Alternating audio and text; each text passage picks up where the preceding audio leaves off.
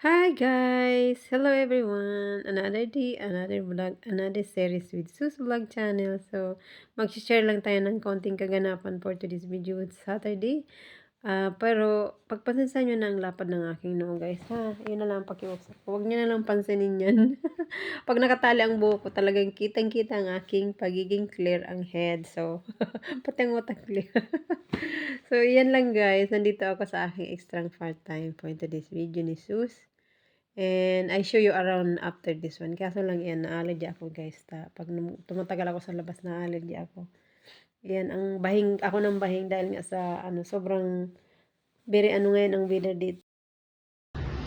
Hi guys! Hello everyone! So, ayan, nagrabutan ang sus vlog ngayon. Kasi, well, minsan talaga pumapasok din tayo ng extra work. Since off day ko naman sa aking regular na work, ayan ang aking another little girl na wini-walk sa aking but anyway, 8 hours lang naman ang ating rabuta or ang aking work for today's video. So I just like share yung environment dito o yung kapaligiran. Ito yung paligid ng aking trabaho for today. Ang trabaho ko lang din is yan, mag-play sa child, mag-play sa pakainin siya, and so on, and everything. Mag-play sa kanya. So, ayun.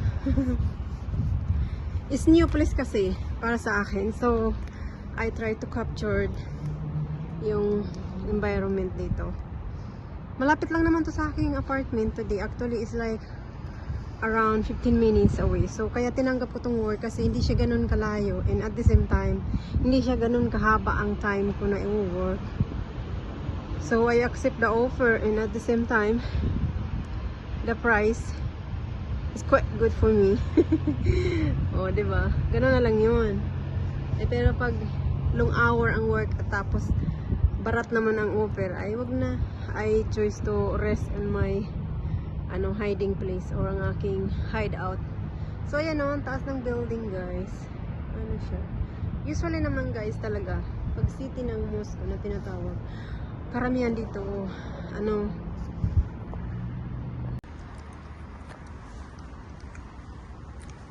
sinyan dito yung building na to. Parang style din sa saan ko ba nakita? May nakita akong building na ganito. Na parang mayroon siyang yan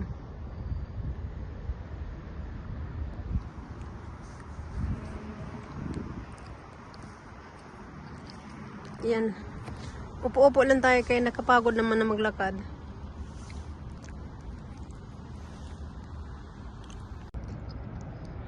Ang style ng part-time ko guys, yung apartment is parang hotel.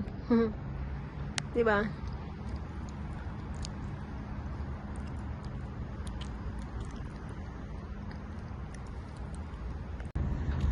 Probably every Saturday mag-work ako dito. At least meron akong one day work. Ay, yeah, extra time. O, di, extra kita. Diba? Ganun. So, ayun. Ito yung environment. Paligid, kumbaga. So, may extra tayong kita. May extra tayong gagastusin.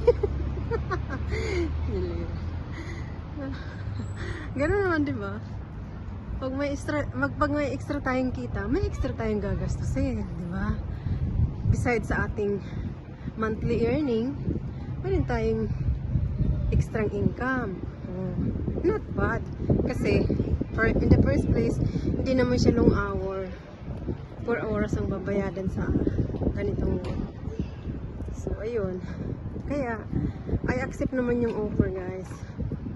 Kasi, well, hindi naman nagkakalayo sa aking regular na work na lang, most of the time sa child ka lang. So, ayun. Ito lang naman ang mga kapaligiran dito, guys. I just like share here. So, ayan ang mga bulaklak na magaganda. Actually, nagbo-bloom talaga ngayon ng mga flowers, guys. Pero, so far, yung allergy ko medyo, nakaka-rest assured na. So, counting counting tiis na lang. So, yan ang mga flowers guys, ang gaganda. Kala maingay dito, hindi ako masyado mag-stay dito kasi may mga ayun kasi play area yan, no? Pero hindi ako pwede makaakit kasi may trolley nga, ang hirap umakyat diyan. Ayun, sana ang ganda doon, no? Kasi play area siya. Usually pag nasa city ka talaga ng Moscow, usually mga ano dito is apartment lang talaga. Pero pag nasa ano ka naman, ayan, 'di ba? Pag nasa countryside ka naman, por Diyos por Santo, para lakihan ng bahay at ang mga kasambahay doon or anyone na mga kasama sa bahay is talagang ano, sit aside ang mga work nila. Pag nani ka, cleaner ka, cook ka. Just like yung old boss ko before na nag for good na sa ibang bansa. Actually, wala naman silang plano mag for good eh. Nagmamarites na lang ako guys kasi ayan. Ano tawag nito? Actually, wala naman silang plano mag for good another country guys. Nagkataon lang na nagkaroon ng unexpected situation here inside. And ayaw nilang maano dito, mag-stay. So, in the short word, ayaw nila mag-stay dito nung may ganong scenario. Secondly, lahat ng mga anak niya, lalo na yung mga first child, sa UK nag-aaral. So, nahihirapan sila. So, ayun. A little bit, throwback sa aking old work before. Minamarites ko na dito. So, wala kasi ako magawa, guys. Habang tulog yung alaga ko, a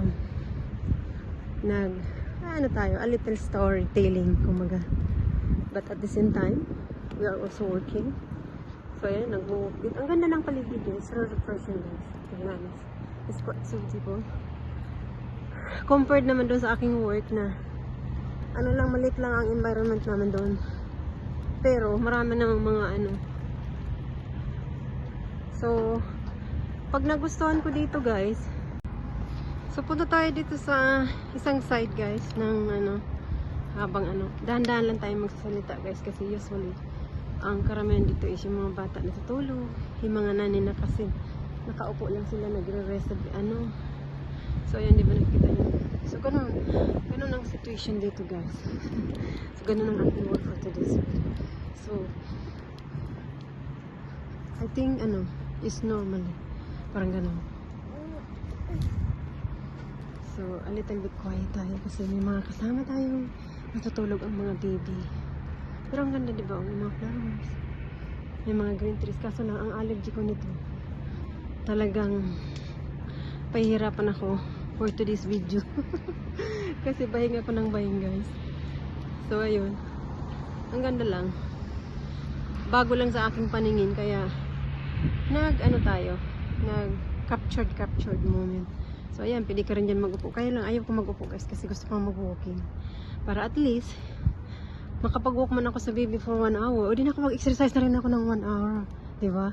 Aside sa nag-exercise ako in the morning bago ako pumasok sa aking work, nakapag-exercise pa ako dito sa aking work kasi alam nyo guys, slow walking everyday is really good health for our health kasi talagang minimaintain ko yan. Dahil nga siguro, dahil din sa work ko na lagi akong nasa outdoor with the child. So, most of the time, I've been walking everyday. So, pero aside sa nag-walk ako guys, nag-exercise pa rin ako in the morning. Talagang binibigyan ko ng routine ng aking sarili na yung pagpawisan ka. Kasi it's really big help to maintain yung healthy body natin. And of course, meron tayong discipline sa ating mga pagkain, our daily food. Ako yun talaga ang, parang gift ko na lang din yung guys sa sarili ko, to be honest. Yung hindi ako kumakain ng meat, maraming meat or anything pa. More on fish, kaya seafood, pwede pa. And of course, parang well, nag-storytelling na talaga ako dito guys. Lang din, parang sharing thought, kumbaga. Really important din kasi yun. Uy, tipras na wala. Ay, gising ng alaga ko guys. So, ayun guys, bago ko i-end ang ating pag-video for today or ang ating sharing video for today, thank you to all of you guys. Maraming salamat once again sa support. And of course, ano lang, bago pa kasi umiyak tong alaga ko, so hindi ko na patatagalin pa. So I will be in my little sharing, ganon. I think the best key is yung discipline talaga sa sarili. Yun ang importante. The key is the discipline for ourselves.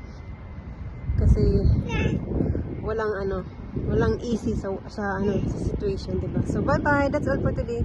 Thank you everyone. God bless. Bye bye.